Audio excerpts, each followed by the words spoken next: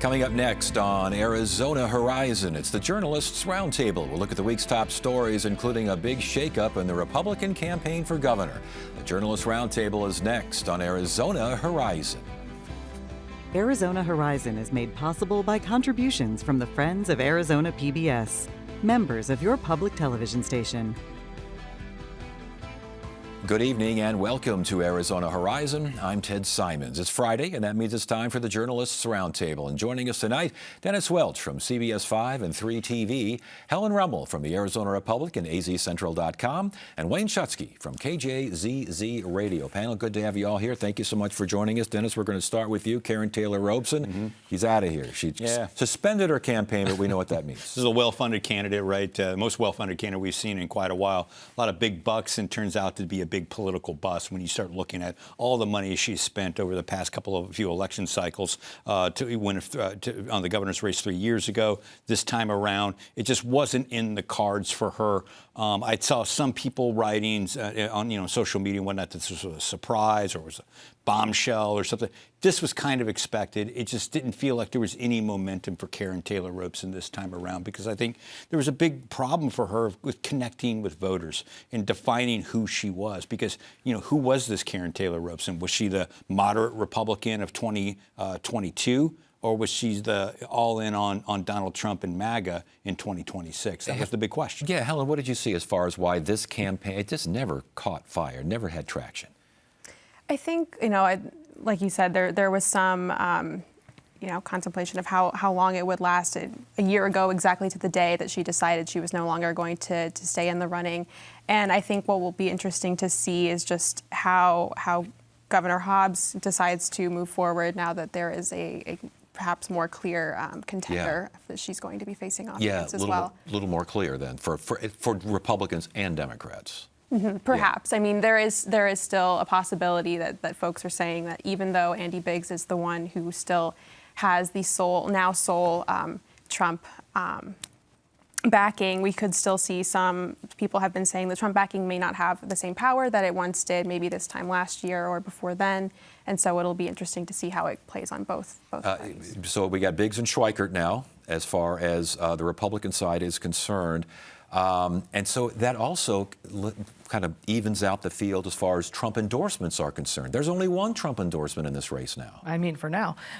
That's true. He double endorsed with Ayoub Hamideh a few years ago, like right before the primary started, just to hedge his bet. So we'll see. But yeah, I think at this point it kind of does clear the field for Biggs. That Karen Taylor Robson got one of those early race soft Trump endorsements, we like to call it, where he kind of showed up on stage and was like, Karen, we'd love you to run. And then she announced a few months later, and everyone kind of ran with that as the Trump endorsement. And then, of course, we all know Andy Biggs got into the race. And that's really where the momentum ended for Karen Taylor Robson. And she's been caught between a rock and a hard place, like Dennis said, where she's trying to be this moderate that everyone wanted her to be, or by a lot of these Republicans wanted her to be, after Kari Lake couldn't beat Hobbs last time around. But then she went full MAGA to try and win over all those voters she didn't get last time. And so she's kind of trying to be two things, and she ended up being neither. Yeah, that makes sense. As far as, though, the remaining candidates, Biggs and Schweikert here, this has to help Schweikert. It helps Schweikert a lot. I mean, he still has a big hill to climb here in terms of fundraising and things like that. Because it seems like, and correct me if I'm wrong, like it seems like a lot of the folks, the party is getting behind, is already starting to get behind Andy Biggs and move forward at this point. This is a guy who can go into office and make the claim, I'm ready to govern from day one. He's been the Senate president. Now, I know David Schweikert has a history down at the legislature, but it has been a long time since he's been down there. So that'll be the big question moving forward is, does David Schweikert stick it out? It's Karen Taylor Robson. She's going to end up endorsing I think Andy Biggs moving forward. Can the party get behind and unify behind a single party? Do you see that? She didn't endorse anyone on the suspension of this campaign. Who do you see her throwing her weight behind?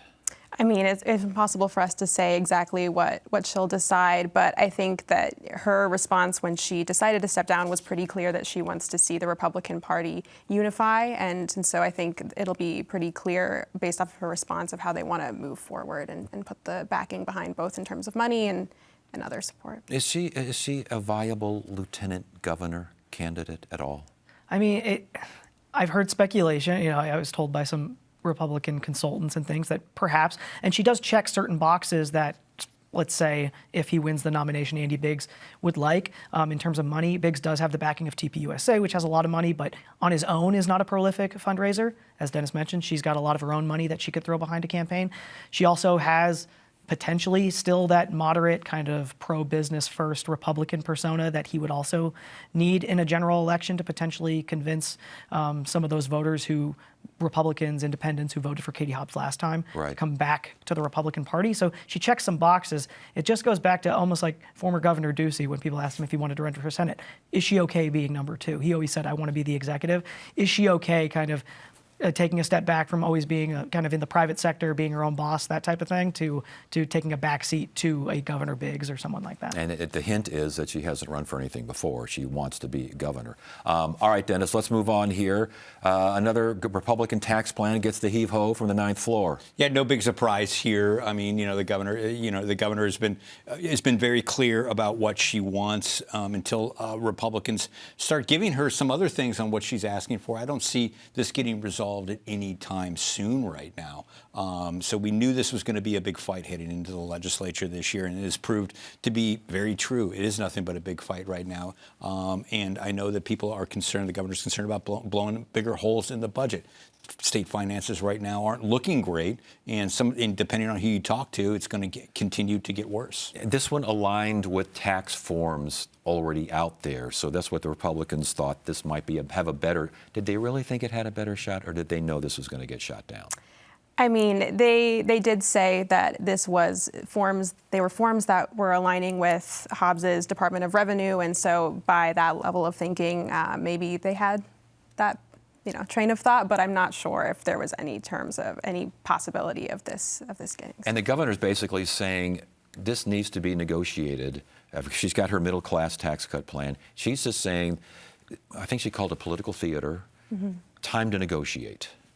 Is that what happens next? What happens next? Well, as of now, those bills, her middle class tax cut bills, are just remaining untouched by the Republican majority, and so both sides are essentially arguing that they are not coming to the table to negotiate, and so it's unclear what the next steps will be. I think both of them are trying to figure out maybe what works for them politically, but also it's, as people have pointed out, time is ticking as well. And the business tax cuts and the state and local deductions, these sorts of things are what the Democrats don't want to see, the governor doesn't want to see, but the Republicans keep seeing it.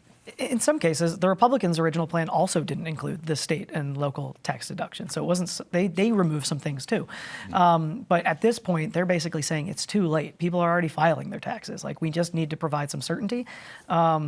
But then again, the governor has repeatedly said, I'm not going to sign any of this stuff. So it's one of those things where you've got two sides butting heads. No one thus far has appeared willing to compromise in almost any way other than the Republicans putting forward what's on the tax forms right now.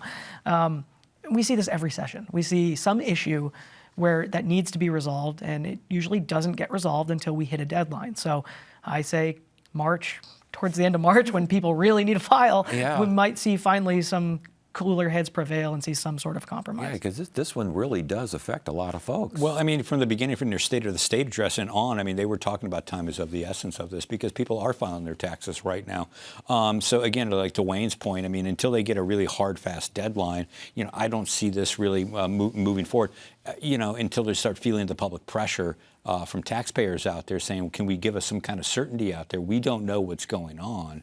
Until that point, until that happens, both sides are going to be playing the blame game, trying to, blame the other side for the reason why they don't know what they're doing or what they can do when they start filing their taxes. All right, Helen, we'll start with you on this one. And Mark Kelly, the judge basically temporarily blocks the defense secretary's actions against Senator Kelly. What's going on here? Yeah, so Senator Kelly is now coming away with this, saying that it is a win for him. And the judge was pretty clear in this instance, saying that Senator Kelly has the same First Amendment rights as anyone, maybe even more as a politician. and saying that he does have the right to say what he said in the video from last year, saying that members of the military do have the right to not follow illegal orders, but did not specify what those orders could be. And basically, I think the judge actually said that Hegseth should be grateful for the wisdom that comes from folks like this with the expertise and experience. That couldn't have gone over well at the Pentagon. Well, and that's something that they are going to be appealing. That's already been said by the Secretary of Defense. So we'll see how that plays out on that end. But for now, this is definitely something that Senator Kelly is happy about. And that the appeal announcement was a little snarky with, I believe, the Defense Secretary basically saying something along the line, sedition is sedition, comma, Captain, in quotes. So, I mean, this is still, it's awfully personal, isn't it? Yeah, it seems to be. And, you know, a lot of Democrats, including Senator Kelly, have pointed out that the secretary has limited military experience compared to previous secretaries in his position and much less experience than, say, Senator Kelly. So you do see a lot of sniping back and forth on these. He made the statement on social media, which apparently is what we do now, when talking about official actions and lawsuits. But yes, for now, you know, the judge was unequivocal. Republican-appointed judge, it should be pointed out by former President Bush. So. I'm just struck by, why do you want to go back and do this again? Why do you want to appeal this? Like, I'm thinking of the phrase, "Thank you, sir, may I have another?" I mean, you took one beating, isn't that enough? I mean, they also couldn't get an indictment on this. Is the same people who couldn't get a grand jury to indict him on this. And we all know the ham sandwich thing. You know, apparently you can indict a ham sandwich on anything, but try getting a conviction. You know, why would you want to do this? Why would you want to keep this in the news cycle? Because I just feel like this is a bad look for this administration. You know, you're going after a Navy captain, an astronaut who just stated the law. You can't say no. You can't look like a loser in any way, shape, or form if you're in the administration right now. You saw it, the Attorney General, her testimony in Congress. I mean, goodness gracious, you just have to keep pressing forward. But to Dennis's point, this is raising the profile of Senator Kelly quite a bit, isn't it? Substantially, and he has taken that opportunity, and it seems like is running with it in terms of his finances. There was a several million-dollar figure that came out at the end of last quarter from last year of how his campaign has fared, and they are definitely trying to push this out as much as they can, and it seems like we'll continue to do so now that he's and that's a great point, because when you because he's not up for running again. He finally won a 6-year term, right? So he's not up for a couple of cycles. But everybody's looking at him saying, maybe 2028. With the kind of money he's raising right now in the off year, he can be generous and start helping out some of his friends in the Senate, in Congress, or other places to help them win elections. And that can buy you a lot of support if you're looking to take that next step. So that's something to really keep your eye on. And like, again, you just want to keep, you know, bolstering Senator Kelly's profile on this. I'm sure he's happy that they're going to continue to do that. Well, and you can't get the grand jury to indict. You've got this temporary restraining order, this block here. He won. It's 2-0. He's 2-0 against the Trump administration. A lot of Democrats can't say that, and if they could, they wouldn't trumpet it the way he is. He's going on national television constantly and sounding like someone. He sounds like someone who's going to be running for president, frankly. Yeah, and we have to remember his name was floated as a vice presidential candidate last time around when the Democrats called an audible towards the end of the election season. And so, yeah, you got to believe that's at the back of his mind. He's not the only senator in Arizona who's been accused of potentially having presidential ambitions. And why not? I mean, as you mentioned, a lot of Democrats can't say they have had this type of success against the administration. Really helps when the thing that's on your side is the First Amendment. It's got a good winning track record. So, but yeah, he's definitely looking like at least he's putting his toes in the water. Yes. Yeah, I was just going to say too. I mean, I think too. You know, voters historically, when they start looking at president, always like to pick somebody who's kind of opposite of the predecessor. And I can't think of somebody who is more opposite of Donald Trump than it would be Senator Mark Kelly. You know, somebody who served in the military as opposed to somebody who didn't serve in the military. Just the way Kelly comports himself as to how the president comports himself are just 180 degrees complete opposites. But one thing that I would imagine Democrats would like would not be a complete opposite, and that is someone who fights. Someone who fights and someone who wins. It's a big deal. Mm-hmm. Yeah, it'll be interesting to see, as it's brought up, if there's any other signs of a potential Yes. presidential run. Yes. But I think it's still up in the air. Okay, all right. Wayne, let's talk about the Board of Supervisors and the county recorder. Holy smokes, the subpoenas are flying around, temporary. So what's going on? Well, they've been engaged in this very long legal battle that all your viewers are probably aware of, over control of the county's elections. Essentially, they disagree over who controls what. HEAP sued the board. They've been hashing that out in court. Well, a few HEAP staff members claimed that there was some voter disenfranchisement in the last election, which is the first we're hearing of this. And a lot of alarm bells went off, and the Board of Supervisors said, we'd like to hear more about that. And so they subpoenaed some of his staff members. They have the legal power to do that. A judge initially blocked those subpoenas because over concerns that, it would affect the witnesses in the case. But now they're saying, actually, that block is going to go away next week, and they're going to reissue those subpoenas. Oh, and by the way, they also voted to make the recorder himself come before them and talk about these issues. And that's a biggie because he has to come forward and talk about these issues, because if he doesn't, they can say, what, adios? That is the thing. I mean, that's kind of the screaming headline, right? It's like they could kick him out. But there's a lot of, could is doing a lot of work here because, yes, the law says they could kick him out. The question is, will they kick him out? What they want him to do is come, I believe on the 18th next week, is come down and answer questions. Because if you looked at the last board meeting, it was clear that this county board has had it up to here with Justin Heap. I mean, even if you're upsetting, Debbie Lesko and Kate Brophy-McGee, if they're speaking out against you, it's like, what did you do, sir? All they want is some answers out there right now. They feel like they're not getting it. This is something that has been building since, he took over and took office at the beginning of 25. So we'll see if he'll come and show up and give them those answers and satisfy with them. But they want answers to questions like, what are you doing with your office? What are you spending money on? How are you preparing for the upcoming midterm elections? Things they feel like they're being kept in the dark right now. Recorder Heap, though, is saying that the board's actions, they're unhinged, they're emotional, they're unprofessional. I mean, this has been brewing for so long. Is there any light at the end of the tunnel here? I mean, I think we'll have to see when, in theory, he does show up in front of the board. I think, to your point, that it's very clear that even people who were in support of HEAP have come out and now said that they have a lot of questions and are frustrated with his actions and accusing him of the same thing. And so they will have a lot to hash out. And a lot of what the judges said in this case, and as well as saying that there is a disagreement that needs to be figured out between these two parties on their own, and that doesn't appear to be happening as of yet. Yeah, and Heap's lawsuit is still out there, is it not? Yeah, it's still going on. I mean, this is all kind of tied together. And I think one of the issues that the board is having is they're saying essentially they're hearing one thing in court, another thing when Heap and his staff come to testify before them, and they're just like, what's the truth? Whether it's these voter disenfranchisement claims, which Heap contradicted himself when he came before the board, or issues, how they're spending their money because the board approves the budget. The extremely high ballot rejection rate in the last election. All of these things they want answers on, but they're getting 5 different answers depending on who they ask. So not only are they asking Heap to come forward and testify, they're saying bring the receipts, bring the documentation that proves every one of these things that you're saying so we know what playing field we're on as we prepare for the next election. Which would have to, I imagine, rankle him to no end. Well, I wish he would talk to us. I mean, I've reached out to him numerous times to sit down and get his perspective on this. I have not heard back from him. I got a text message saying he wasn't feeling well the other day.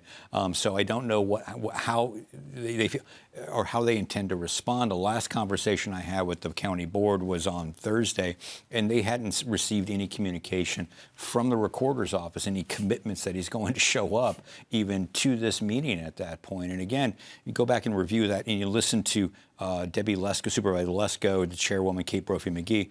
They say these are simple questions. Any basic question, that everybody should be asking. I think said, what's he trying to hide? Yes, he said, they are completely frustrated. Steve Gallardo, the one Democrat on the board, he said he's worked in county government and been around county government for 3 decades, and says you've never seen an elected official on the county level act like Heap is acting. And again, I'd love to get Heap's take on this, but he's not really sitting down talking with me right now. Yeah, he ran claiming that more transparency needed to be brought to this office. And I swear it's easier getting your tooth pulled than trying to get a comment out of this guy that doesn't come from his Twitter page. And including, I was outside of the courthouse with a few other reporters just waiting to ask him some simple questions after the most recent hearing, which is common practice in journalism. Done it to Republicans, Democrats, independents, council people, all of the above. And was accused by one of Heap's close allies of trying to ambush him. And it's just like, I can't get a phone call returned. I can't get emails returned. I can't get an in-person interview. It's just, it's not looking like transparency to me. I mean, but he'll show up to Kristi Noem when she shows up here to talk about election problems. And that was today. He was going to say, like, and, you know, he's spotted right there. He's got time to show up there. All right, Helen, the state has a public nuisance law that the Attorney General has used in the past. It sounds like she's thinking of maybe using it for that ICE facility out in Surprise. Yeah, she came out this week and basically said that she has a lot of questions that she would like the Department of Homeland Security to answer about what this is going to mean for the city of Surprise. Obviously, she's not the only one with questions about what it will mean.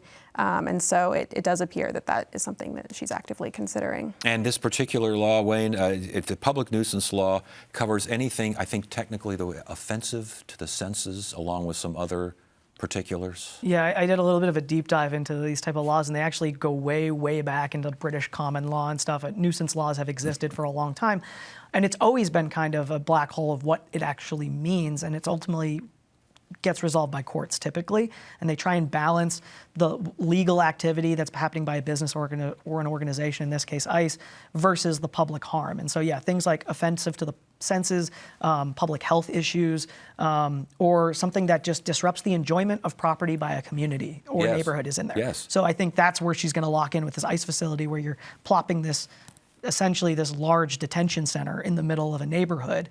You could see how that might be offensive to the senses or disrupt the enjoyment of the neighbors of their property. Yeah, and why not try this? I mean, you can file lawsuits, whether they go anywhere or not. We'll just have to wait and see. But I think with the Attorney General's point of view, she wants to try to do something. She, at least get some political mileage out of this. And I can tell you, too, I've been out around there, and the people who live around where this proposed site is, they're not happy about this.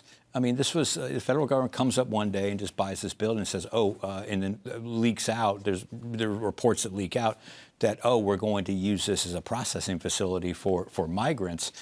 The people who bought their homes around there, they're not happy about that. This site is like less than a mile away from a high school. Yes, and people majority Latino high school. Majority Latino high school, and you go and you talk to people in the neighborhoods there. It's like, hey, what do you think this is going to do to your property values? Well, they're not bullish on that. And Helen, there are health concerns, as Wayne mentioned. I mean, this is a warehouse. It wasn't made to house 1,500 people, or however you're going to try to get in there, or the capacity might be. You have sanitation facilities, you have infrastructure, and even you have traffic. You have all these things to consider. Mm-hmm. It sounds like the Attorney General thinks these are worthy enough questions.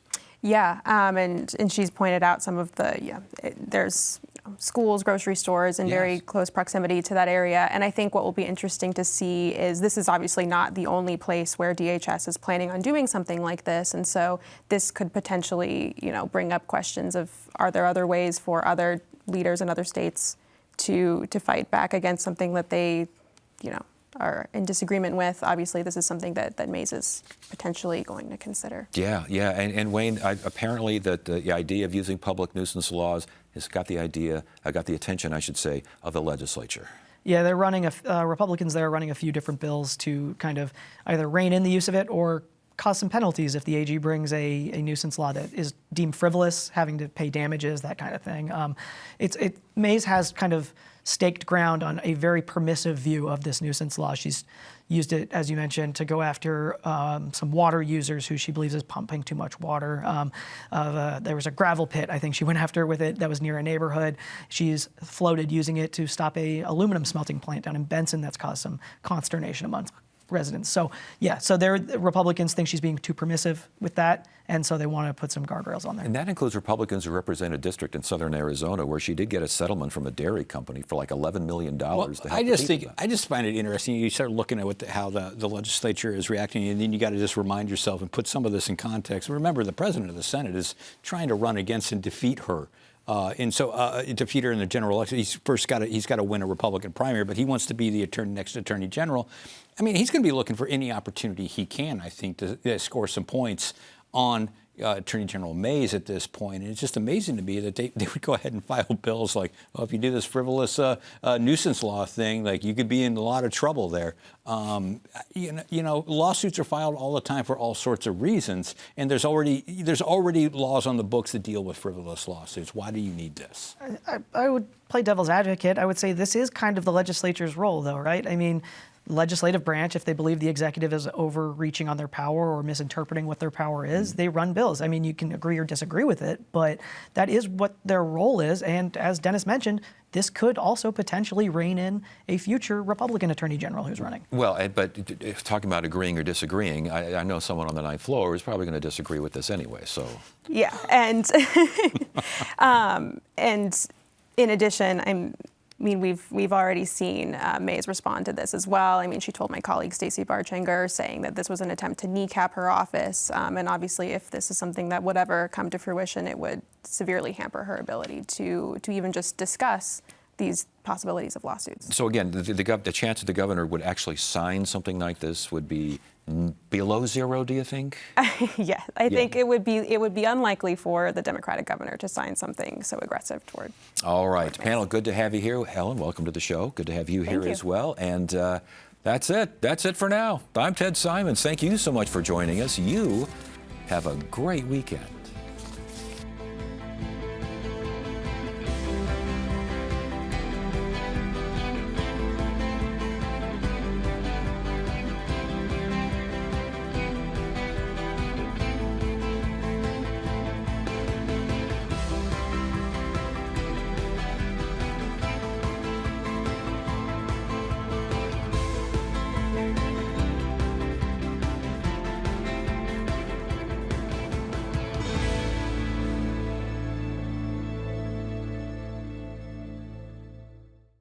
When you want to be more adventurous, Arizona PBS delivers the wonders of the world, thanks to financial support from you and Primavera Online School now offers kindergarten through 5th grade.